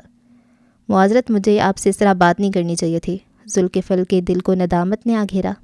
کوئی بات نہیں، آئے میں آپ کو آگے تک چھوڑ دیتا ہوں، وہاں سے رکشہ آسانی سے مل جائے گا۔ یہ کہہ کر وہ اسٹیڈیم کی جانب چل دیا۔ وہ لڑکی بھی خاموشی سے ذوالفقار کے پیچھے پیچھے چلنے لگی۔ آئندہ اپنے بھائی ابو سے کہنا تو میں پک اینڈ ڈراپ دیں، اس طرح اکیلے آنا جانا محفوظ نہیں ہے بچے۔ اس نے اپنائیت اور ہمدردی سے بے حد نرم انداز میں تلقین کی۔ ابو نہیں ہے اور بھائی کوئی کام نہیں کرتا، گھر کے خرچ کی ذمہ داری مجھ پر ہے۔ ابو کا انتقال ہو گیا؟ وہ دونوں سڑک کے کنارے آگے پیچھے ذرا فاصلے سے چل رہے تھے۔ نہیں، وہ اپنی دوسری بیوی کے ساتھ رہتے ہیں۔ اور بھائی کیا کرتا ہے؟ پورا دن دوستوں کے ساتھ آوارہ گردیاں کرتا ہے۔ اب کی بار ذوالفقار نے اس کے لہجے میں غصہ محسوس کیا تھا۔ واقعی بچوں کی تربیت میں باپ بہت اہم کردار ادا کرتے ہیں، خاص طور پر بیٹوں کی تربیت میں۔ ذوالفقار نے بے ساختہ دل میں تبصرہ کیا۔ فکر مت کرو بچے، آئندہ کے بعد وہ آوارہ گردیاں نہیں کرے گا۔ اس کے لہجے میں غیر دانستہ طور پہ شفقت کا عنصر شامل ہو گیا جسے اس لڑکی نے محسوس کیا تھا۔ ناممکن، میرا بھائی بہت ڈھیٹ ہے۔ مین روڈ آ چکا تھا، یہاں اسٹریٹ لائٹس کی روشنی میں سڑک اور گاڑیاں صاف دکھائی دے رہی تھیں۔ پولیس کی مارے 6 اچھوں کو بندہ بنا دیتی ہے، ایسے ڈھیٹ انسانوں کو ٹھوک پیٹ کر سیدھا کرنا میرا پسندیدہ مشغلہ ہے۔ آپ پولیس آفیسر ہیں؟ شوق سے نگاہوں کا رخ اس کی طرف پھیرا۔ اس نے روشنی میں ذوالفقار کو پہلی بار غور سے دیکھا تھا۔ دراز قد، چوڑا سینہ اور کسرتی بازو، شکل صورت بھی اچھی تھی۔ وہ اسے پولیس افسر کم ماڈل زیادہ لگ رہا تھا۔ آپ کا پیٹ تو اندر ہے، آپ پولیس آفیسر کیسے ہو سکتے ہیں؟ ہاں، کیونکہ میں حرام نہیں کھاتا۔ اس کی حیرت زدہ استفسار پہ ذوالفقار نے ذرا مسکرا کر کہا تھا۔ بس اپنے گھر کا ایڈریس اور بھائی کا نام بتا دو، باقی سب تمہارا یہ بھائی دیکھ لے گا۔ وہ کبھی کبھی مجھے مارتا بھی ہے، پلیز آپ اسے سمجھا دیجیے گا کہ مجھ پہ ہاتھ نہ اٹھائے، اور ہاں امی سے بھی بہت بدتمیزی کرتا ہے، پرسوں میری تنخواہ سے پیسے بھی چرا لیے تھے۔ اس نے امید بھری نگاہوں سے ذوالفقار کو دیکھتے جلدی سے اضافہ کیا تو اس کی ہنسی نکل گئی۔ وہ لڑکی بہت معصوم اور سیدھی تھی۔ بے فکر ہو جاؤ، آئندہ کے بعد تمہیں اس طرح سڑکوں پہ ذلیل نہیں ہونا پڑے گا، اور احتیاط کرنا، اس سڑک پہ دوبارہ تنہا کھڑی مت ہونا۔ نہیں، میں تو KFC میں کیشیئرز کبھی بھی ہائی ہیل نہیں پہنتے۔ ذوالفقار نے نرمی سے درمیان میں اس کی بات کاٹ دی۔ اس برقع پوش لڑکی کا سانس تھم گیا، آنکھوں میں بے یقینی تھی، سانس ساکن تھی۔ کیشیئرز کی جاب کی نوعیت ایسی ہوتی ہے کہ انہیں زیادہ بیٹھنے کا وقت نہیں ملتا، اور کچھ جگہوں پہ انہیں بیٹھنے کی بالکل اجازت نہیں ہوتی۔ ایسے میں کیشیئرز آرام دہ اور فلیٹ جوتے پہنتے ہیں تاکہ ان کے پیروں میں تکلیف نہ ہو، جبکہ اس لڑکی نے سیاہ رنگ کی پینسل ہیلز پہن رکھی تھی۔ ذوالفقار پہلی نظر میں ہی اسے پہچان گیا تھا کہ وہ کون ہے۔ میں مجبوری کے تحت یہ کام کرتی ہوں۔ اس کے الفاظ لڑکھڑا گئے۔ وہ جھوٹ نہیں بول رہی تھی، یہ مردوں کا معاشرہ تھا، کوئی بھی عورت مجبوری کے سوا یہ کام کر بھی نہیں سکتی تھی۔ آج کے بعد تم گھر میں عزت سے بیٹھو گی، یہ میرا تم سے وعدہ ہے، یقین دہانی کراتے ہوئے کہا۔ وہ شخص سے ابھی تھوڑی دیر پہلے ملی تھی، وہ اس کے لیے محض ایک اجنبی تھا، بس فرق اتنا تھا کہ وہ اجنبی شخص نر کا بچہ تھا۔ اس نے بھرے دل کے ساتھ سر جھکا لیا۔ ذوالکفل نے اس سے اس کے بھائی کا نام اور گھر کا ایڈریس لے کر اسے رکشہ کروایا اور والیٹ سے چند ہزار کے نوٹ نکال کر اس کی جانب بڑھائے۔ نہیں، مجھے پیسے نہیں چاہیے، اس نے خجالت سے انکار کیا۔ بڑا بھائی کچھ دے تو منع نہیں کرتے، بلکہ 2-4 چیزوں کی مزید فرمائش کر دیتے ہیں۔ اس لڑکی کا چہرہ نقاب سے ڈھکا ہوا تھا، صرف سیاہ آنکھیں نظر آ رہی تھیں جن میں کلو کے حساب سے حیرت تھی، نمی تھی، خوشی تھی۔ آج سے پہلے اسے کسی مرد نے اتنی عزت نہیں دی تھی، یہاں تک کہ اس کے سگے باپ اور بھائی نے بھی اسے دشت زندگی کے اتار چڑھاؤ میں آبلا پاؤ تنہا چھوڑ دیا تھا۔ محض منہ سے کہہ دینا کہ میں تمہارا باپ یا بھائی ہوں کافی نہیں ہوتا، رد عمل سے ظاہر بھی کرنا ہوتا ہے۔ بنا کچھ کہے لڑکی نے وہ نوٹ پکڑ لیے، فرتے جذبات سے وہ شکریہ بھی نہ کہہ سکی۔ شفقت سے اس کے سر پہ ہاتھ رکھتے ہوئے اس نے رکشے والے کو احتیاط سے رکشہ چلانے کی ہدایت تھی اور پھر تب تک وہاں کھڑا رہا جب تک رکشہ نظروں سے اوجھل نہ ہو گیا۔ جمعے کا دن تھا۔ اسٹیشن سے نکلتے ہوئے ذوالکفل کو بن سکندر کا پیغام موصول ہوا جس میں انہوں نے دعوت کے سامان کی ایک لمبی چوڑی لسٹ بھیج رکھی تھی۔ وہ آج کافی تھک چکا تھا، اس وقت اس کا کہیں بھی دھکے کھانے کا بالکل بھی دل نہیں کر رہا تھا۔ اس نے گہری سانس پھیپھڑوں میں اتاری اور بادل نخواستہ اپنی ماں کا حکم بجا لانے کے لیے نزدیکی سپر مارکیٹ پہنچ گیا۔ اس کے ایک ہاتھ میں موجود موبائل پہ لسٹ کھلی تھی جبکہ دوسرے ہاتھ سے ٹرالی چلاتے ہوئے وہ ضروری سامان ایک ایک کر کے ٹرالی میں رکھتا جا رہا تھا۔ شام کا وقت تھا، اس لیے مارٹ میں کافی گہما گہمی نظر آ رہی تھی۔ سامان سے سجی ریکس کے درمیان جگہ اتنی تنگ تھی کہ ایک وقت پہ 2 ٹرالیوں کا ایک ساتھ گزرنا ممکن نہیں تھا۔ اس نے تیل کے 2 پیکٹ ٹرالی میں رکھ کر بے نیازی سے ٹرالی آگے بڑھا دی اور پھر کسی لڑکی کے کراہنے کی آواز پہ زور سے ٹھٹکا۔ سیریسلی؟ جنان جو چکر سب سے اوپر والے ریک پہ رکھا آٹے کا پیکٹ اتار رہی تھی، ٹرالی کی ٹکر سے لڑکھڑائی۔ 5 فٹ 4 انچ کا انسان کھڑا دکھائی نہیں دیتا تمہیں؟ وہ غصے سے بڑبڑائی۔ ذوالکفل نے ناسمجھی سے سامنے اس لڑکی کو دیکھا جو نیچے دیکھ رہی تھی۔ اس کا چہرہ بالوں کی اوٹ میں تھا۔ وہ دم بخود سا اسے دیکھتا رہا، پھر فوراً بولا، میں معافی چاہتا ہوں، میرا دھیان کہیں اور تھا۔ شکر کرو آٹے کا پیکٹ سلامت ہے، ورنہ اس کے پیسے تم سے بھرواتی۔ وہ پنجوں کے بل جھک کر آٹے کا پیکٹ اٹھا رہی تھی۔ وہ اس کی جانب دیکھ تک نہیں رہی تھی، بس منہ ہی منہ میں نہ جانے کیا کیا بڑبڑائی جا رہی تھی۔ عجیب مصیبت ہے، بولی چلی جا رہی ہے، ذوالکفل نے دل ہی دل میں کہا، ضبط سے ہونٹ آپس میں ملائے۔ I am really sorry ma'am, غلطی ہو گئی، اب آپ پلیز خاموش۔ اس نے دانت پیستے ہوئے ایک بار پھر سے معذرت کرنے کی کوشش کی تھی مگر مقابل نے اسے درمیان میں ہی ٹوک دیا۔ آپ اپنی معذرت اپنے پاس رکھیں اور آئندہ آنکھیں کھول کر بازار جائیے گا۔ جنان نے بالکان کے پیچھے اڑستے ہوئے چہرہ اٹھا کر ایک نظر ذوالکفل کو دیکھا۔ برہم آنکھیں، لال کندھاری چہرہ۔ ذوالکفل کی نظر ٹھہر گئی اور کئی لمحوں تک وہ نظر ٹھہری رہی۔ وہ کچھ بول نہیں سکا۔ جنان برہمی سے شانے اٹھا کر ٹرالی گھسیٹتی مطلوبہ بلنگ کاؤنٹر کی جانب بڑھ گئی اور ذوالکفل وہیں منجمد کھڑا رہ گیا۔ زندگی میں پہلی بار کسی اجنبی نے اسے کھری کھری سنائی تھی۔ زندگی میں پہلی بار اس نے کسی سے چپ چاپ ڈانٹ سنی تھی۔ اس نے فوراً پیچھے مڑ کر دیکھا، بے دہانی میں کسی کا شانہ اسے ٹکرایا تھا۔ سوری، کسی نے کہا مگر اس نے سنا نہیں۔ اس کا دھیان تو اس لڑکی پر تھا، وہ زیادہ دور نہیں تھی، بس ابھی تھوڑا ہی فاصلہ طے کیا تھا۔ ذوالکفل مسلسل اسے ہی دیکھ رہا تھا۔ اس کی سوچوں کا تسلسل بن سکندر کی کال نے توڑا۔ ٹھٹک کر موبائل اسکرین پہ نظر ڈالی، پھر یس کا بٹن دباتے ہوئے فون کان سے لگایا۔ ڈی ایس پی صاحب، سپر مارٹ میں دل لگ گیا ہے؟ دوسری جانب سے شرارت بھری آواز ابھری۔ اس نے مسکراتے ہوئے پھر سے پلٹ کر دیکھا مگر وہ جا چکی تھی۔ شاید مسکراہٹ گہری ہوئی۔ چلو پھر آتے ہوئے 5 کلو باسمتی چاول، 3 کلو مٹن اور 2 کلو مرغی کا بون لیس گوشت بھی لیتے آنا۔ ہنس کر سامان میں اضافہ کیا۔ ارے میں تو مذاق کر رہا تھا بنش بیگم، آپ تو سنجیدہ ہی ہو گئیں۔ اونکارا بھرتے ہوئے سر جھٹکا۔ اور ہاں، کالی دال تو میں بھول ہی گئی تھی، میں نہیں لانے والا، یہاں پہلے ہی کافی رش ہے۔ اس نے اطراف میں دیکھا، لوگوں کی تعداد خاصی تھی۔ پھر گھر آنے کی ضرورت نہیں، وہیں سے واپس اسٹیشن چلے جانا۔ یار امی، ہیلو۔ اس نے مزاحمت کرنی چاہیے مگر بینش کال منقطع کر چکی تھی۔ کیا زمانہ آ گیا یار، شریف انسان کو سکون سے جینے بھی نہیں دیتے۔ افسوس سے موبائل جیب میں رکھتے ہوئے وہ ٹرالی لے کر آگے بڑھ گیا۔ جنان جب تک گھر پہنچی تب تک مغرب کی اذانیں شروع ہو چکی تھیں۔ آسمان پہ تاریکی پھیلنے لگی تھی۔ ارد گرد گھروں کے باہر لگے بلب روشن ہو گئے تھے۔ جنان نے گاڑی کی ڈگی کھولی اور گھر کا دروازہ کھولنے کے لیے رخ موڑا۔ اسی وقت عرفات گھر کا دروازہ کھول کر باہر نکلا۔ وہ ٹھٹک کر پیچھے ہوئی۔ تم یہاں کس خوشی میں آئے ہو؟ نہ جانے کیوں مگر وہ جب بھی اسے دیکھتی تھی اس کا موڈ خود بخود خراب ہو جاتا تھا۔ میری سگی خالہ کا گھر ہے، صرف خوشی میں نہیں دکھ میں بھی آنے کا پورا حق ہے مجھے، آپ کو کوئی اعتراض؟ اس نے لبوں پہ تپانے والی مسکراہٹ سجا کر کہا اور اس کے جواب کا انتظار کیے بغیر لاشعوری طور پہ ڈگی کی جانب بڑھا۔ مجھے تمہاری مدد کی ضرورت نہیں، میں خود اٹھا لوں گی، جانان نے برہمی سے اسے ٹوکا۔ میں تمہاری مدد اس لیے نہیں کر رہا کیونکہ تمہیں ضرورت ہے یا پھر میں تمہیں کمزور سمجھتا ہوں، بلکہ اس لیے کر رہا ہوں کیونکہ میں تمہاری مدد کرنا چاہتا ہوں۔ وہ نرمی سے کہتا راشن کی تھیلیاں اٹھائے اندر جانے لگا۔ تمہیں واقعی لگتا ہے تمہاری ان حرکتوں سے میں متاثر ہو جاؤں گی؟ جنان نے سینے پر بازو لپیٹتے ہوئے سرد مہری سے اسے گھورتے ہوئے استفسار کیا۔ عرفات کے چہرے پر یاسیت بھری مسکراہٹ نمودار ہوئی۔ پتھر کب متاثر ہوتے ہیں جان؟ نفی میں گردن ہلاتے ہوئے کہا۔ محبت کی تپش تو پتھر کو بھی پگھلا دیتی ہے، مگر اس کے مقابل جانان سبزواری تھی جو کسی طور بھی پگھلنے کو راضی نہیں تھی۔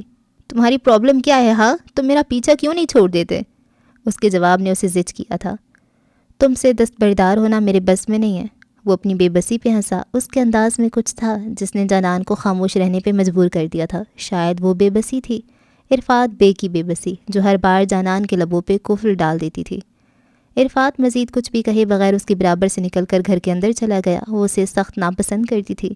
ناپسندیدگی شاید بہت چھوٹا لفظ تھا اس کے احساس کو نام دینے کے لیے، مگر اس کی باتیں پتہ نہیں کیوں، لیکن عرفات کی باتیں ہر بار اس کے دل میں ایک عجیب سا احساس جگاتی تھیں۔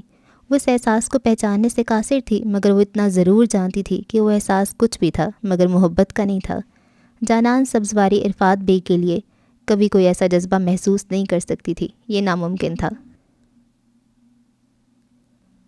ڈیفنس آفیسرز ہاؤسنگ سوسائٹی میں موجود اس درمیانے درجے کے بنگلے کے ڈرائنگ روم کو اے سی نے ٹھنڈک بخش رکھی تھی۔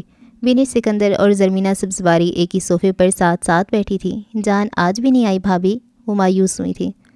مجھ سے اپنی بیٹی کے زخم نہیں کریدے جاتے بینش آپا، وہ باقی لوگوں کی طرح مضبوط نہیں ہے، اسے اپنے اعصاب پہ قابو پانے کے لیے دوائیوں کی ضرورت پڑتی ہے۔ وہ ماضی یاد نہ کرے اس لیے صبح سے شام خود کو مصروف رکھتی ہے۔ وہ ایک ماں کی طرح تکلف کو بلائے طاق رکھتے ہوئے دو ٹوک بولی۔ ان کی آنکھوں میں تیرتی نمی کو دیکھ کر وہ خاموش ہو گئیں۔ میری ذہن میں کچھ ہے بھابھی۔ ابھی بات ان کے منہ میں ہی تھی کہ عین اسی وقت بیرون دروازہ کھلنے کی آواز آئی۔ بیلا ہال میں کام کر رہی تھی، فوراً دروازے کی جانب دیکھا۔ ذوالکفل تھکا تھکا اندر داخل ہوا تھا۔ بینش اور زرمینہ نے بروقت ڈرائنگ روم کے دروازے کی جانب دیکھا۔ وہ ہال میں کھڑا تھا، بیلا سے بات کر رہا تھا، اس کی پشت دونوں کی طرف تھی۔ بیلا نے ڈرائنگ روم کی جانب اشارہ کیا تو وہ فوراً پلٹا، پھر لمحے بھر کے لیے ٹھٹکا۔ زرمینہ سبزواری حیرت سے، محبت سے، شفقت سے اسے ہی دیکھ رہی تھی۔ دونوں کی نظریں براہ راست ٹکرائیں، چند لمحے، چند سیکنڈز۔ ذوالکفل نے نظریں جھکا دیں، مگر زرمینہ اسے دیکھتی رہیں، گویا اس کے سلام کی منتظر تھیں۔ وہ چوکھٹ پہ رکا، بلند آواز میں سلام کیا۔ پولیس یونیفارم پشت سے ہلکا سا گیلا تھا، بال ہلکے سے بکھرے ہوئے تھے اور دھوپ کی تمازت سے چہرہ ٹمٹمایا ہوا لگ رہا تھا۔ ماتھے پہ ذرا پسینہ بھی تھا۔ زرمینہ بے ساختہ اپنی جگہ سے کھڑی ہو گئیں۔ بینش کو خاموشی سے دیکھا، وہ ان کے تاثرات دیکھ کر مسکرائی تھی۔ ذوالکفل ان کی نگاہوں سے تذبذب کا شکار ہوا تھا۔ بمشکل مسکراتے ہوئے اس نے ماں کو دیکھا۔ ذوالکفل کیسے ہو بیٹا تم؟ نہایت ہی شفقت سے پکار کر انہوں نے سر پہ پیار کرنے کے لیے ہاتھ آگے بڑھایا۔ میں ٹھیک ہوں مامی، سر جھکاتے ہوئے اس نے مختصراً کہا۔ امی میں آتا ہوں۔ رخ دوبارہ دروازے کی طرف موڑا، پیچھے سے زرمینہ نے اسے پھر پکارا۔ تھوڑی دیر بیٹھو تو صحیح مامی کے پاس۔ اس کے دل کی رفتار ہلکی ہوئی، وہ پلٹا، چہرہ اسپاٹ تھا۔ بینش کو اس کا رویہ کھٹکا۔ وہ بھی آیا ہے نا باہر سے، اس لیے تھک گیا ہے، کہتے ہوئے رخ ذوالکفل کی طرف موڑا۔ جاؤ تم فریش ہو جاؤ، پھر ساتھ کھانا کھاتے ہیں۔ وہ خوشگواری سے مسکرائیں تو زرمینہ بھی مسکرائیں۔ وہ فوراً اوپر اپنے کمرے میں آیا، اپنے پشت پہ دروازہ بند کیا۔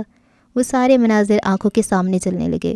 وہ کچھ دیر بستر پہ گھٹنوں پر کوہنیاں جمائے سر جھکا کر زمین کو تکتا رہا۔ نیچے سب اس کا انتظار کر رہے تھے۔ وہ اپنے رویے سے زرمینہ مامی پہ غلط تاثر نہیں ڈالنا چاہتا تھا۔ جو کچھ اسے معلوم تھا وہ سالوں سے اس کے اندر دبا پڑا تھا۔ زرمینہ اس بات سے لا علم تھیں کہ ان کے کمزور لمحوں میں کیے جانے والے گناہوں کا کوئی اور بھی گواہ موجود ہے۔ ذوالکفل کے کمرے سے نکل کر نیچے دوبارہ آؤ تو بینش خوشی خوشی زرمینہ کو کچھ کہہ رہی تھیں تو صوفے پہ بیٹھی زرمینہ مسکرا کر سن رہی تھیں۔ باہر بیلا پھرتی سے کھانے کی ڈشز ڈائننگ ٹیبل پہ رکھ رہی تھی۔ باجی کھانا لگ گیا ہے، آ جائیں۔ بیلا نے ڈرائنگ روم کے اندر جھانک کر کہا تو بینش صوفے سے کھڑی ہو گئی۔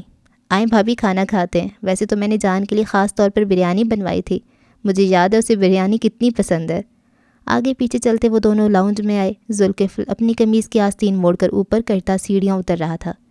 کوئی بات نہیں بھابھی، جان کے حصے کی بریانی میرا ذوالکفل کھا لے گا، آخر بریانی اس کو بھی تو پسند ہے۔ انہوں نے ہنس کر اس کی طرف دیکھا، وہ بھی مسکرایا تھا۔ بینی سکندر ایک کے بعد ایک ڈش زرمینہ کی پلیٹ میں ڈال رہی تھی اور ذوالکفل جلے پاؤں کی بلی کی طرح ان کی محبتیں زرمینہ مامی پہ نچھاور ہوتے ملاحظہ کر رہا تھا۔ جیسے وہ وہاں موجود ہی نہ ہو۔ ان کا سارا دھیان مامی کی جانب تھا۔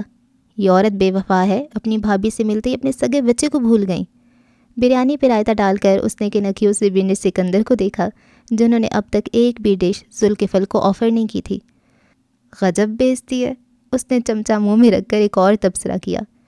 بھابھی میں نے جان کے بارے میں کچھ سوچا ہے، اگر آپ اجازت دے تو کہہ دوں۔ زرمینہ نے ہاتھ روک کر بینش کی طرف دیکھا، انہیں اندازہ تھا وہ کیا کہیں گی، لیکن پھر بھی استفسار کیا۔ کیا سوچا ہے؟ بینش نے ایک نظر دائیں جانب بیٹھے ذوالکفل کو دیکھا، اس کا دھیان کھانے پر تھا۔ میں جان کو اپنی بہو بنانا چاہتی ہوں۔ چاول کے دانے ذوالکفل کے حلق میں پھنس گئے، یہ سن کر اسے زوردار پھندا لگ گیا۔ آنکھیں آکسیجن کی زیادتی سے لال ہو گئیں، کھانستے کھانستے منہ کے چاول باہر آ گئے تھے۔ ایک سانس میں بم پھوڑتے ہوئے انہوں نے ذوالکفل سے پانی بھی نہیں پوچھا تھا۔ وہ منہ کھولے اپنی ماں کو دیکھنے لگا۔ کھلے منہ سے بریانی کے بچے کچے چاول نظر آ رہے تھے، لیکن وہ اپنے بیٹے کو نہیں دیکھ رہی تھیں، وہ زرمینہ کو دیکھ رہی تھیں۔ بتائیں بھابھی، پھر آپ کو اس رشتے پہ کوئی اعتراض تو نہیں؟ ذوالکفل کے تاثرات دیکھ کر وہ گڑبڑا گئیں، اسی کے باوجود ذوالکفل کے ماتھے پر پسینہ آ گیا تھا۔ بینش آپا، مجھے کیا اعتراض ہوگا؟ مطلب آپ ذوالکفل سے پوچھ لیں۔ جلدی سے گلاس میں پانی بھر کر سامنے شوقی حالت میں بیٹھے ذوالکفل کی جانب بڑھایا۔ بیٹے پانی پی لو۔ بے جان مجسمہ کرنٹ کھا کر ہوش میں آیا تھا، اپنے سامنے پانی کے گلاس کو دیکھا، پھر اس کی نظر نے گلاس سے زرمینہ مامی کی شکل تک کا سفر طے کیا۔ وہ حیران پریشان سی نظر آ رہی تھیں، وہ بگڑے تنفس اور چہرے کے تاثرات کو نارمل کرتا بمشکل مسکرایا تھا۔ نیپکن سے منہ پونچھ کر گلاس لبوں سے لگایا، گلے میں اٹکتے چاول معدے میں اتر گئے۔ مجھے اپنے بیٹے پہ پورا بھروسہ ہے بھابھی، وہ کبھی میرے فیصلے کی تردید نہیں کرے گا۔ بینش نے سالوں سال پرانا بلیک میلنگ کا حربہ استعمال کیا۔ آپ کی سوچ ہے بینش بیگم، میں تردید نہیں، آپ کے خلاف مورچہ نکالوں گا۔ پانی کا ایک اور گھونٹ لے کر اس نے دل ہی دل میں کہا، پھر تھوڑا اور مسکرایا۔ ذوالکفل کی مسکراہٹ دیکھ کر زرمینہ کے کندھے ڈھل کے ماتھے کے بل بھی سمٹ گئے تھے۔ ذوالکفل کو کوئی اعتراض نہیں تو مجھے کیا اعتراض ہوگا بھابھی، جان تو آپ ہی کا خون ہے، لیکن آپ کو پتہ ہے نا۔ وہ کہتے کہتے رک گئیں۔ بینش نے پر اعتمادی سے ان کے ہاتھ پہ ہاتھ رکھا۔ سب کچھ اچھا ہوگا بھابھی، آپ بے فکر رہیں۔ ان کا اعتماد دیکھ کر زرمینہ کو ڈھارس ملی۔ وہ تو وقت بتائے گا بینش بیگم۔ نند بھابھی کا پیار دیکھ کر ذوالکفل کی تو جیسے آنکھیں بھر آئی تھیں، اس نے شکوہ کن نظروں سے اپنی ماں کو دیکھا، جو اسے مکمل طور پہ نظر انداز کر رہی تھی۔ اسٹیشن کے کھلے صحن میں ایک قطار میں 4 لاک اپ تھے۔ چوتھے لاک اپ سے عاقب کی دل خراش چیخیں اور التجاؤں کی آوازیں اسٹیشن کی دوسری منزل تک سنائی دے رہی تھیں۔ صاحب میں نے کیا کیا ہے صاحب، مجھے کیوں مار رہے ہو؟ وہ ذوالکفل کے آگے ہاتھ جوڑتے ہوئے بولا، مگر آج وہ سننے کی موڈ میں ہرگز نہیں تھا۔ ڈنڈے سے اندھا دھند ضرب لگائی۔ سالے ہٹا کٹا جوان مرد ہونے کے باوجود اپنی بہن سے غلط کام کرواتا ہے۔ دوسرا ڈنڈا بھی درمیان سے ٹوٹ چکا تھا۔ اس نے رک کر بگڑے تنفس کے ساتھ پلٹ کر عامر کو دیکھا۔ دوسرا ڈنڈا لے کر آؤ۔ بس کریں سر، مر جائے گا۔ عامر نے اس شخص کے لہو لہان وجود کو دیکھا، سفید چہرہ نیلا پڑ گیا تھا۔ تو کیا اس کو بچا کر آرتی اتارنی ہے تم نے؟ غصے سے عامر کو ٹوکا، نہ جانے وہ کدھر کا غصہ کدھر اتار رہا تھا۔ عامر خاموشی سے لاک اپ سے نکل گیا۔ ذوالکفل نے لب بھینچ کر اس شخص کو دیکھا جو دیوار سے چھپکلی کی طرح چپکا تھا۔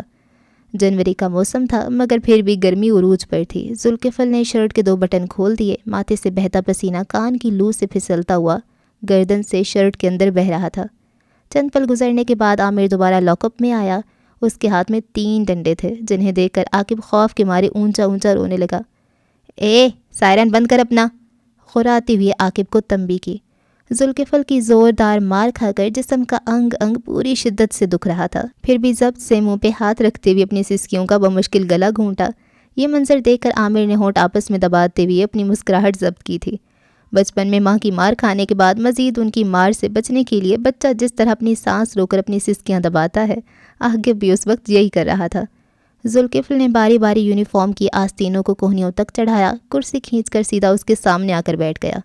مقابل تھوڑا اور سمٹ کر پیچھے ہوا تھا۔ ذوالکفل اس پہ ذرا سا جھکا، خون رنگ آنکھیں اس کی آنکھوں میں گاڑتے ہوئے غرا کر بولا، آج کے بعد تو نے اپنی بہن سے غلط کام کروایا تو یاد رکھنا۔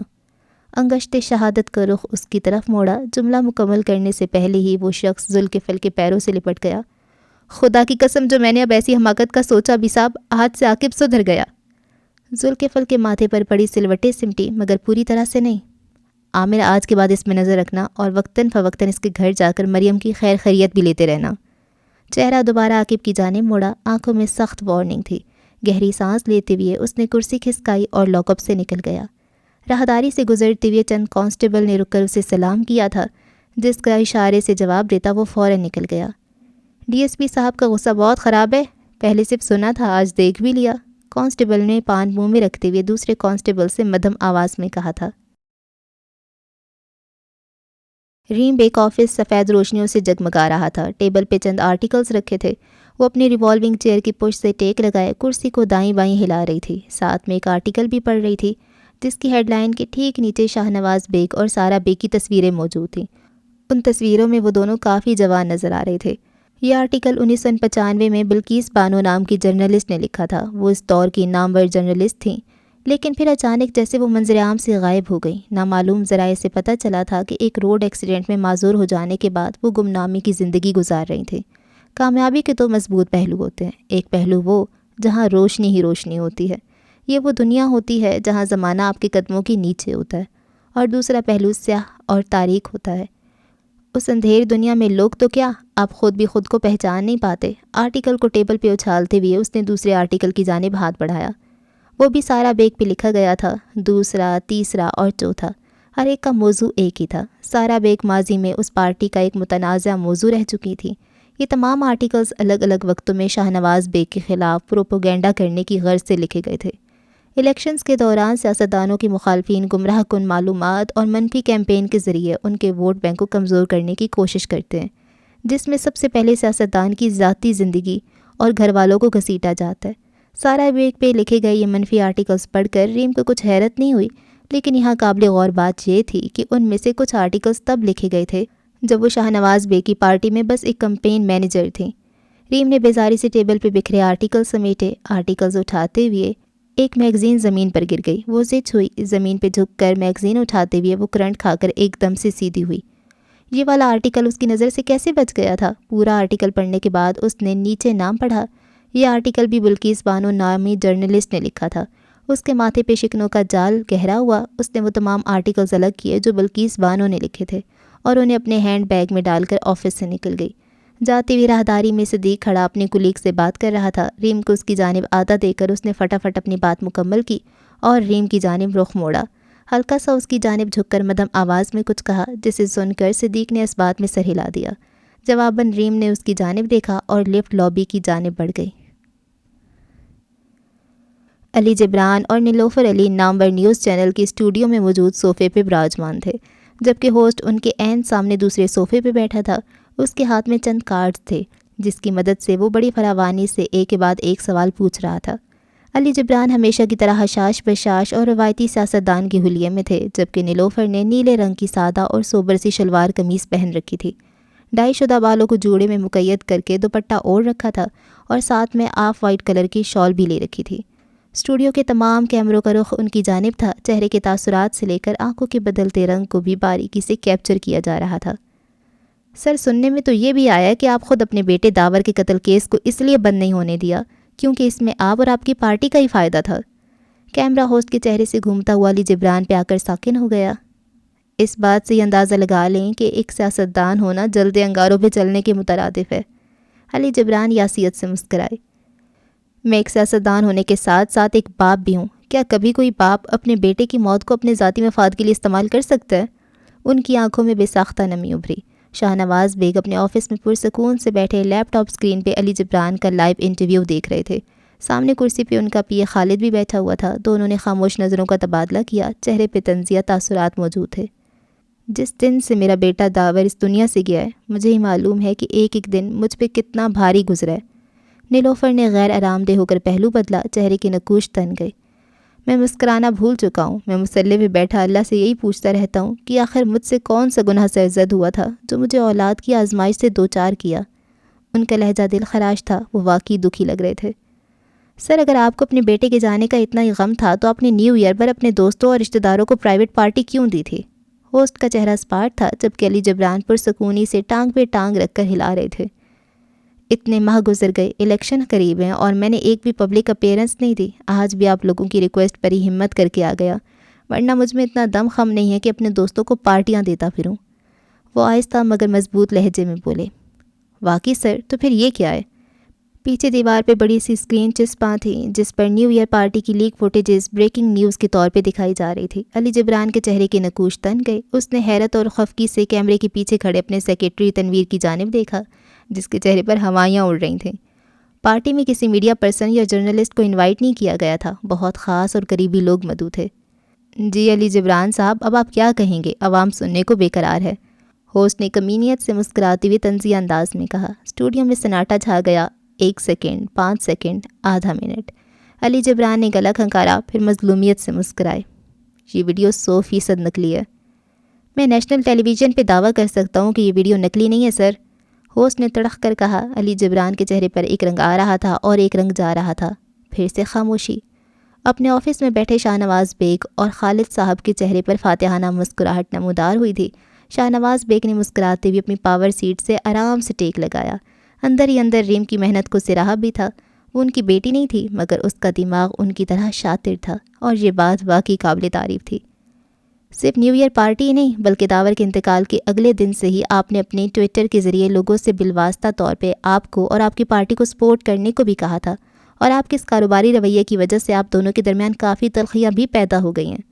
ہوسٹ نے نیلوفر کی جانب دیکھا۔ اسکرین پہ ان کے کیے گئے تمام ٹویٹر پوسٹ ایک کے بعد ایک دکھائی دے رہے تھے جن کو پڑھ کر یہی لگتا تھا کہ وہ داور کی موت سے بھرپور فائدہ سمیٹ رہے ہیں۔ داور کے انتقال کے بعد میں کافی دکھی ہو گئی ہوں اور اکثر بیمار رہتی ہوں، ورنہ ایسی کوئی بات نہیں، اور میں اپنے ذاتی رشتے کے حوالے سے نیشنل ٹیلی ویژن پہ کوئی کامنٹ نہیں کرنا چاہتی۔ کافی نپا تلا اور لیا دیا سا انداز تھا۔ علی جبران کے چہرے پر باقاعدہ غصہ نظر آنے لگا۔ نیلوفر بھی لمحے بھر کے لیے خاموش ہو گئیں مگر ہوسٹ نے اس پہ اکتفا نہیں کیا۔ وہ ایک کے بعد ایک تلخ سوال ان کی جانب اچھالتا رہا۔ سوالوں کی نوعیت سے وہ یہ بات سمجھ گئے تھے کہ یہ پورا انٹرویو سکرپٹڈ تھا۔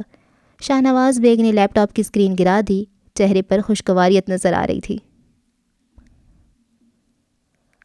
گارڈ نے ریم کے لیے شیشے کا دروازہ کھولا۔ وہ آنکھوں پر لائٹ براؤن گوچی کا شیڈ گراتے ہوئے باہر آئی۔ سامنے اس کی گاڑی اور ڈرائیور دونوں اس کے منتظر کھڑے تھے۔ اسے دیکھتے ہی ڈرائیور الرٹ ہو گیا۔ وہ گاڑی کی جانب جیسے ہی بڑھنے لگی کسی نے تھوڑے فاصلے سے اسے مخاطب کیا۔ مس ریم بیگ۔ اس نے گردن ترچھی کر کے دیکھا۔ سامنے ذوالکفل کھڑا تھا، پیچھے پولیس موبائل بھی موجود تھی۔ ریم نے آہستگی سے آنکھوں سے شیڈ اتار کر اس کو آنکھ سے کوڑ کر سر سے پاؤں تک دیکھا۔ شکل جانی پہچانی سی لگ رہی تھی۔ شاید اس نے پہلے بھی اسے کہیں دیکھا تھا مگر یاد نہیں آ رہا تھا کہ کہاں دیکھا تھا۔ آپ کی تعریف؟ ہوا سے اس کے سیاہ سلکی بال اڑنے لگے۔ D S P Zulkifl Sikandar Khan. اس نے بھی آنکھوں سے چشمہ ہٹا کر سنجیدگی سے اپنا تعارف کروایا۔ ریم کی آنکھوں میں استفسار ابھرا۔ میں داور علی قتل کیس کے بارے میں آپ سے کچھ بات کرنا چاہتا ہوں، آپ کا زیادہ وقت نہیں لوں گا۔ فوراً مدعے کی بات بیان کی۔ جس شخص نے آپ کا دل دکھایا ہو اس شخص کا ذکر بہت تکلیف دیتا ہے۔ ریم نے بنا کچھ کہے سر اس بات میں ہلا دیا۔ البتہ داور کا نام سن کر چہرے کا سارا نور نچڑ گیا تھا۔ داور کے ساتھ آپ کا تعلق کیسا تھا؟ تعلق ہوتا تو بتاتی۔ لہجے میں نمی سی اتری۔ ذوالکفل نے استفسار بھری نگاہوں سے اسے دیکھا۔ میں نے ڈیڈ کے کہنے پر منگنی کی تھی۔ Oh you mean marriage for business benefits? Zulkifl نے صاف گوئی سے کہہ دیا۔ جواباً ریم بس سر ہلاتی رہ گئی۔ داور کے کسی بھی رویے سے مجھے ایسا محسوس نہیں ہوا کہ وہ مجھے چاہتا ہے۔ البتہ اس نے مجھ پر پہلے یہ بات واضح کر دی تھی کہ یہ شادی علی جبران کے دباؤ میں آ کر کر رہا ہے۔ لمحے بھر کی خاموشی۔ جب آپ کو معلوم تھا کہ وہ آپ میں دلچسپی نہیں رکھتا تو آپ نے شادی کے لیے ہاں؟ اس کا جواب آپ کو میں شروع میں ہی دے چکی ہوں۔ ذوالکفل نے سرسری انداز میں مسکرا کر اس کی پشت پہ کھڑی اس بلند قامت عمارت کو دیکھا، پھر ایک قدم قریب آ کر ریم کی آنکھوں میں جھانکا۔ داور کو پسند نہیں کرتی تھی آپ مس ریم؟ ریم کو دل کے مقام سے سرخ سیال بہتا محسوس ہوا۔ وہ بے حد گرم تھا، چمڑیوں کو جھلسا دینے والا۔ یہ میرا ذاتی معاملہ ہے۔ خیر؟ ریم کی آنکھوں میں اٹھتا کرب دیکھ کر ذوالکفل نے پہلو بدلا۔ آج کل آپ علی جبران کے خلاف ہی پروپوگینڈا کرتی نظر آ رہی ہیں۔ کیا واقعی انسان مر جائے تو محبت بھی مر جاتی ہے؟ مرنے والے کے ساتھ مرا نہیں جاتا ڈی ایس پی صاحب، اور جہاں بات ہے علی جبران کے خلاف پروپوگینڈا کی تو سیاست ایک دلدل ہے، کسی کی دامن پہ کیچڑ اچھالنے کے لیے ہاتھ تو گندے کرنے پڑتے ہیں۔ ریم کی آنکھیں، اس کا انداز اور آواز بالکل بدل گیا تھا۔ ذوالکفل نے شانے اچکائے۔ اس نے ریم بیگ سے داور کے متعلق مزید چند ضروری سوالات پوچھے تھے۔ ریم داور کے بارے میں کافی کچھ جانتی تھی۔ تقریباً آدھا گھنٹہ گفتگو کرنے کے بعد ذوالکفل نے ریم کو رخصت کیا۔ کچھ دیر وہیں کھڑا وہ پرسوچ نگاہوں سے سڑک کو دیکھتا رہا۔ چہرے پہ اچھی خاصی بدمزگی تھی۔ اس نے چشمہ دوبارہ آنکھوں پہ ٹکایا اور پولیس موبائل میں بیٹھ گیا۔ کالونی کے گھر کے باہر کتوں اور بلیوں کی دعوت کا خاص اہتمام کیا گیا تھا۔ جانا نے خاص طور پر ان کے لیے گھر پہ کھانا تیار کیا تھا۔ کچھ پڑوسی اپنے گھر کی کھڑکیوں اور چھتوں سے یہ منظر منہ بنا کر دیکھ رہے تھے۔ گلی میں کتے اور بلیوں کی بھیڑ لگی تھی، ایسا لگ رہا تھا کہ ولیمے کی تقریب چل رہی ہے۔ جانان کے گھر کے باہر ایک قطار میں مٹی کے بڑے اور چھوٹے تھال رکھے ہوئے تھے، جس سے وقتاً فوقتاً وہ کھانے سے بھر رہی تھی۔ یہ کیا تماشا لگا رکھا ہے لڑکی؟ ان جنگلی کتوں کے ڈر سے ہمارے بچے گلی میں کھیل بھی نہیں پا رہے۔ پڑوس میں رہنے والی ایک عورت اپنے گھر کے دروازے سے سر نکال کر اونچی آواز میں خفگی سے کہا۔ ان کی عمر تقریباً 50 کے قریب تھی اور ان کا سب سے چھوٹا بیٹا 11 سال کا تھا۔ آپ کے بچے گھر میں بند ہیں، تبھی تو یہ بے زبان جانور سکون سے آج کھانا کھا رہے ہیں، ورنہ آپ کے بچوں نے ان کتوں سمیت پوری کالونی کی ناک میں دم کر رکھا ہے۔ جانا نے چمچہ تھال میں الٹتے ہوئے تڑخ کر جواب دیا۔ اس کے دو ٹوک انداز پر وہ سلگ کر رہ گئی تھیں۔ اے لڑکی، ہوش میں تو ہو، یہ کیا بکواس کر رہی ہو؟ آنٹی کا ایک پاؤں اب گھر کے اندر جبکہ دوسرا گلی میں تھا۔ وہی جو آپ نے تھوڑی دیر پہلے کی۔ شرم آنی چاہیے، تمہیں بڑوں سے بات کرنے کی تمیز ذرا بھی نہیں ہے۔ بڑوں کی نافرمانی کرنا بہت بڑا گناہ ہے، کم از کم پڑوسیوں کے آداب و حقوق کا ہی خیال کر لو۔ جنان نے گھور کر اس عورت کی حلیے پہ نظر ڈالی۔ انہوں نے بڑا سا سفید دوپٹہ نماز کے انداز میں اوڑھ رکھا تھا۔ پچھلے مہینے آپ کی بیٹی کی شادی تھی نا؟ جب آپ لوگ اونچی آواز میں گانے بجا کر اپنی خوشیاں منا رہے تھے، تب آپ کو اپنے پڑوسیوں کے آداب و حقوق کا خیال نہیں آیا تھا؟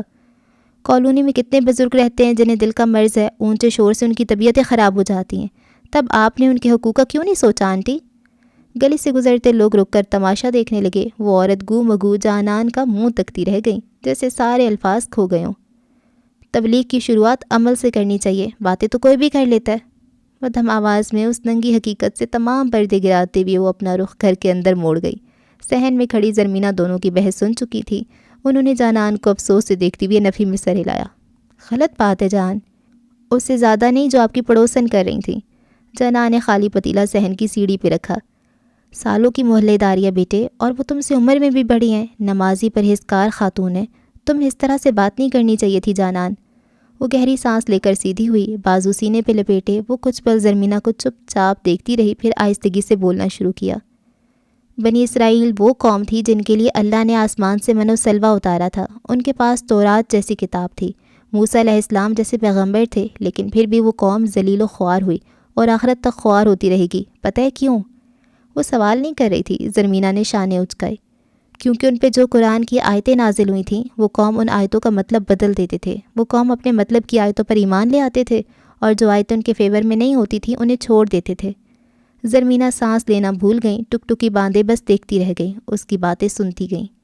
آج کا مسلمان بھی یہی کر رہا ہے جو سالوں سال پہلے بنی اسرائیل کی قوم نے کیا۔ یہ لوگ اسلام کی اتنی ہی پیروی کرتے ہیں جتنا ان کے لیے فائدہ مند ہوتا ہے۔ جہاں عمل کی بات آتی ہے، اپنے کمفرٹ زون سے نکل کر اپنے نفس سے جہاد کرنے کی باری آتی ہے، یہ لوگ ان آیتوں سے منہ موڑ لیتے ہیں۔ جنان نے جھک کر پتیلا اٹھایا اور اندر غائب ہو گئی۔ زرمینہ نے پلٹ کر اس کی پشت کو دیکھا، پھر آہستگی سے مسکرائیں۔ فوراً اس کے پیچھے اندر آئیں۔ وہ کچن میں سنک کے سامنے کھڑی ہاتھ دھو رہی تھی۔ بعض اوقات تمہاری بات بالکل درست ہوتی ہے۔ زرمینہ نے ہال میں رکھے فریج کا دروازہ کھولا، اندر سے پانی کی بوتل اور بریانی کا ڈبہ نکال کر ڈائننگ ٹیبل پہ رکھا۔ لیکن ہمارا طریقہ غلط ہوتا ہے، یہ بات تم آرام سے بھی انہیں بتا سکتی تھی۔ جانان نے سنک پہ ہاتھ چھاڑ کر پانی کے قطرے آزاد کیے، پھر دیوار پہ لٹکے ٹاول سے ہاتھ خشک کیا۔ بے وقوفوں سے بحث کرنا بھی بے وقوفی ہوتی ہے۔ اس کی نظر بریانی کے ڈبے پہ ٹھہر گئی۔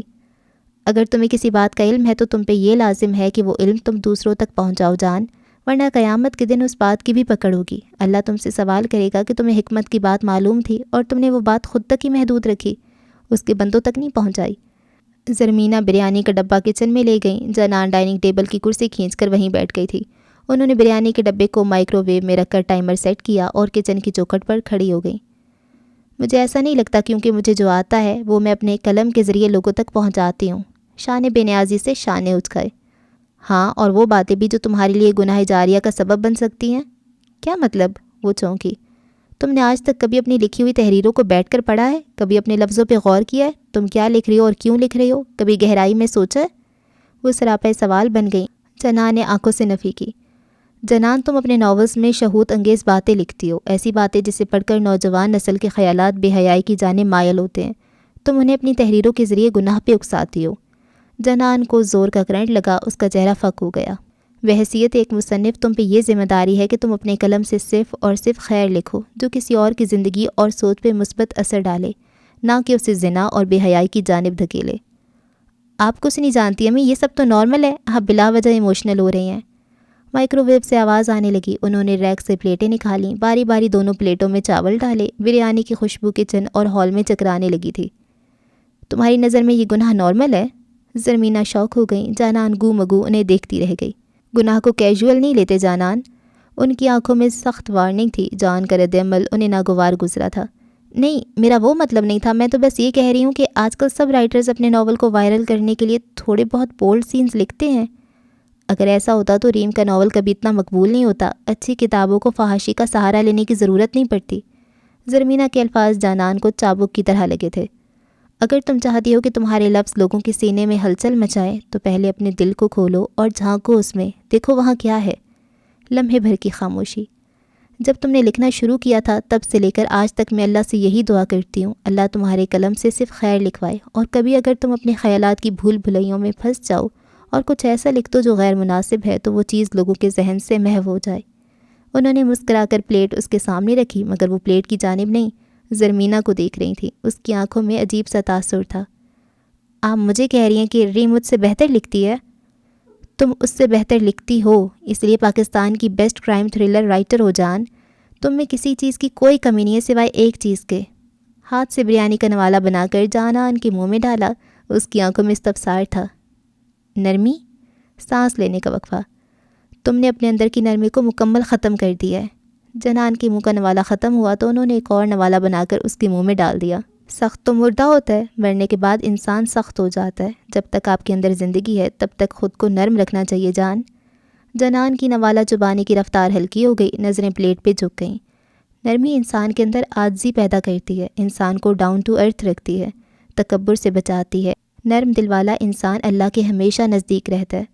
وہ شفقت سے سمجھاتی اس کے منہ میں نوالے ڈال رہی تھی اور وہ چپ چاپ خاموشی سے ان کی بات کو غور سے سن رہی تھی، شاید کچھ سمجھ بھی رہی تھی۔ اتنے میں زرمینہ کو موبائل بج اٹھا، وہ صوفے پہ رکھا تھا۔ زرمینہ نے پلیٹ جانان کی جانب کھسکائی اور خود اٹھ کر صوفے پہ جا کر بیٹھ گئیں۔ بینش آپا کا فون تھا، انہوں نے یس کا بٹن دبایا۔ السلام علیکم آپا، کیسی ہیں؟ الٹے ہاتھ سے فون کان سے لگا کر استفسار کیا۔ ٹھیک ہوں بھابھی، آپ بتائیں، جان سے بات ہوئی؟ جواباً سوال کیا گیا۔ آپا وہ ابھی تک میری بات نہیں ہو سکی۔ کنکھیوں سے جانان کو دیکھا جو ٹیبل پہ گم سم سی بیٹھی کھانا مکمل کر رہی تھی۔ وہ ان کی طرف متوجہ نہیں تھی۔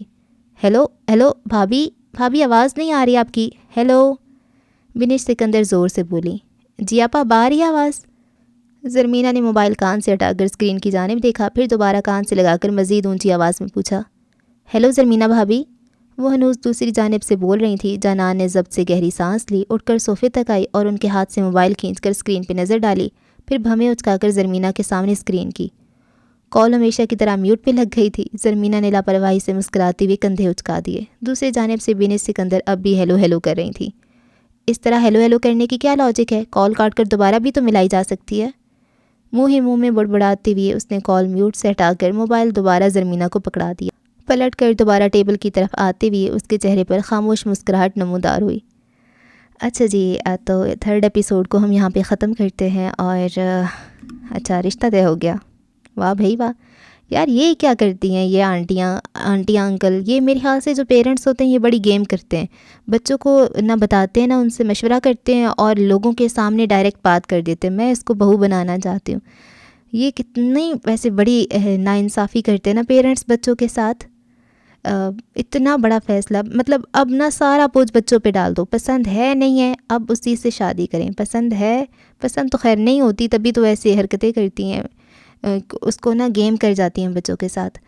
تو اب نہیں بھی ہوگی پسند تو بھی شادی کرنی پڑے گی، کیونکہ اب اماں کی عزت کا سوال آ گیا ہے۔ اب اگر انکار کر دیا تو ایک تو بےزتی ہو جائے گی اماں کی سارے خاندان میں، اور دوسری بات یہ ہو جائے گی کہ کیسے منع کریں گے اماں کو، گلٹ ہوگا نا، اگر منع کر بھی دیا تو ہے اماں کی ایسے بات نہیں مانی، تو یہ تو بہت بری بات ہے، یہ نہیں کرنا چاہیے۔ اب دیکھو یہ بینش مجھے اتنی اچھی خاصی عورت لگ رہی تھی، سمجھدار لگ رہی تھی، لیکن کیسے بچوں کے ساتھ گیم کر گئی ہیں یار، یہ چیز نہیں جا سکتی۔ یہ فورسڈ میرج، فورسڈ نہیں، یہ جو بچوں پہ یہ کیوں کرتے ہیں ایسے پیرنٹس، مجھے نہیں سمجھ آتی۔ ہمارے ہاں ایسے نہیں ہوتا تو مجھے یہ چیز نہیں سمجھ آتی، اتنا بڑا فیصلہ آپ کیسے کر سکتے ہیں بچوں کا۔ اچھا مزے کی بات، اس نے خود بھی ابھی تک اپنی بھتیجی نہیں دیکھی ہوئی، پہلی دفعہ گئی وہ سامنے نہیں آئی، دوسری دفعہ ان کے گھر نہیں آئی اور اس نے رشتہ بھی پکا کر دیا۔ بھئی دیکھ تو لو کم از کم اس کو، اور وہ اتنی بدتمیز ہے کہ تمہارے سامنے بھی نہیں آ رہی اور پھر تم اپنے بیٹے کے لیے اس کا رشتہ کر رہی ہو۔ یہ تو پھر ترس میں آ کر ہمدردی میں کر رہے ہیں نا۔ شادیاں وادیاں یار ہمدردی میں آ کے نہیں کی جاتی، یہ شادی کا فیصلہ جو ہوتا ہے یہ ترس کھا کے نہیں کیا جا سکتا۔ آپ کو جب تک اگلا بندہ ایز اے پارٹنر پسند نہیں ہے شادی مت کرو، اگر شادی کر لی تو پھر اپنی خود پہ ترس کھاؤ۔ دیکھیں نا اب یہ ان کی شادی ہو گئی، وہ اس کی سارہ کی اور سہیل کی، حالانکہ سہیل کو وہ پسند نہیں تھی، اس کی دوسری بہن پسند تھی، لیکن پھر بھی خاموش رہے کہ یہ جی بری بات ہو جائے گی۔ کیا بری بات ہو جائے گی؟ داماد ہی بننا تھا نا انکل کا، کہہ دیتے انکل دوسری بیٹی سے شادی کروا دو، اپنی اماں سے ہی کہہ دیتے۔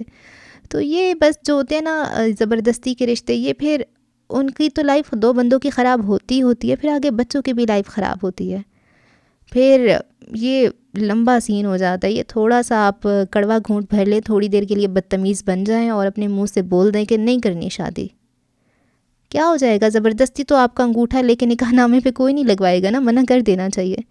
تو یہ غلط ہے، نہیں کرنا چاہیے ایسے۔